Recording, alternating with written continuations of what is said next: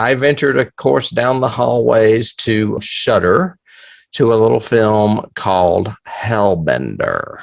I wanted to watch this movie because it got really high rankings on Rotten Tomatoes. And I was like, well, this should be good. Let's check it out. It's a witch story, which I'm kind of into here lately because of Robert Eggers. And I was not crazy about it. Kind of looks Blair Witchy. Well, no, honestly, it is more entertaining than Blair Witch. Okay. But there are places where it is equally as boring. I want to be fair to these folks because it was clearly made as an independent movie, and we used to do that. So I don't want to be that mean to them, but this was directed by John Adams, Toby Poser, and Zelda Adams. So it was directed by 3 people, father, mother, daughter.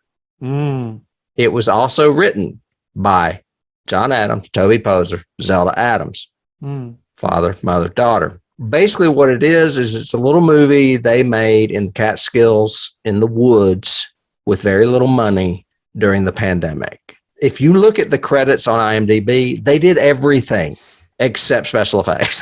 Those visual effects were done by another person. Everything else is them, even camera work. So they were handing off the camera and that kind of thing like we used to do. So points to them for that. And even the other daughter, Lula, is another secondary character in the movie. So a lot of family going on in this one. The synopsis is a teen and her mother live simply in a home in the woods, spending their time making metal music,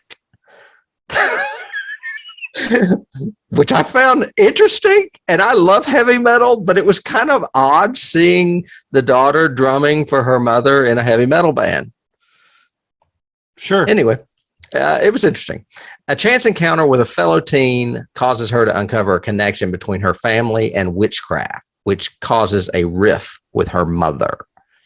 So it's one of those things where it's kind of a descending thing. There is a flashback of witches in the past, but honestly, the script needed retooling. The pacing is really bad. It's cheap and dated looking as far as effects. The effects are like those flashes of psychedelic color that you'd see like in the Dunwich Horror in the late 60s. You know what I'm talking about? No shade toward Dean Stockwell or those folks at AIP, I think, that made that movie.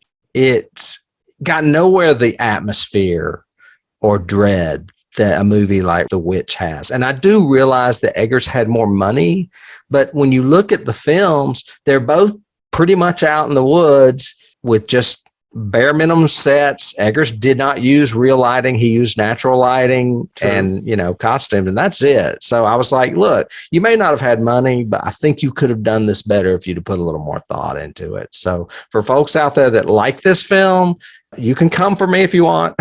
That's fine.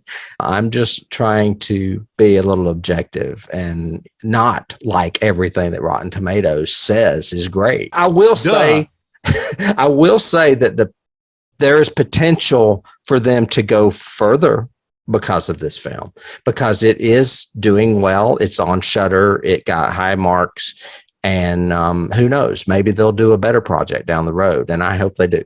So.